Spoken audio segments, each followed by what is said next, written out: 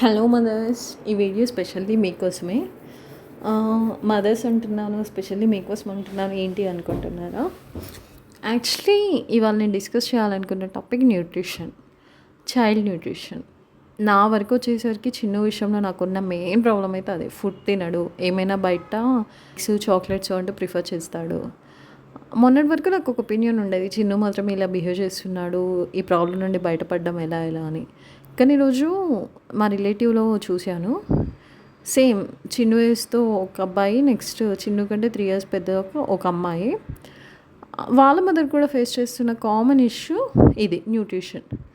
School నుండి వచ్చిన తర్వాత తినకపోవడం, అసలు స్కూల్లో ఏం తింటున్నారో లేదో మనకు తెలియదు. మార్నింగ్ కూడా హడావుడి లైఫ్స్, మార్నింగ్ ఏం పెడతాం, లైట్గా పెడతాం ఫుడ్. సో ఈ ప్రాబ్లమ్కి సొల్యూషన్ ఏంటి అసలు? మీరేమైనా ఆలోచించగలుగుతారా?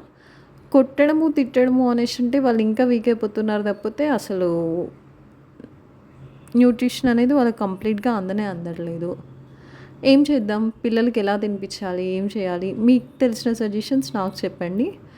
అండ్ నెక్స్ట్ సిరీస్ కూడా నేను అదే చేద్దాం అనుకుంటున్నా, కిడ్ న్యూట్రిషన్ గురించి. Because I want to know about my child. వాడి హెల్త్ కోసం నేను చేయాలనుకుంటున్న ప్రయత్నం ఇది. అదే సోషల్ మీడియాలో అండ్ మీతో షేర్ చేసుకోవాలనుకుంటున్నాను. ఐ హోప్ ఈ సిరీస్ మీకు నచ్చుద్ది అనుకుంటున్నా. అండ్ మీకు తెలిసిన సజెషన్స్ కూడా మీరు కమెంట్లో చెప్పండి. It will be helpful for us. మాట్లాడుకుందాం.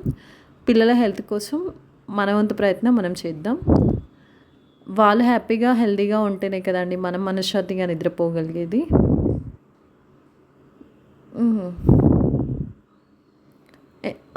పిల్లలు మీకు చెప్పేది ఏంటంటే, ప్లీజ్ ఫుడ్ తినండి.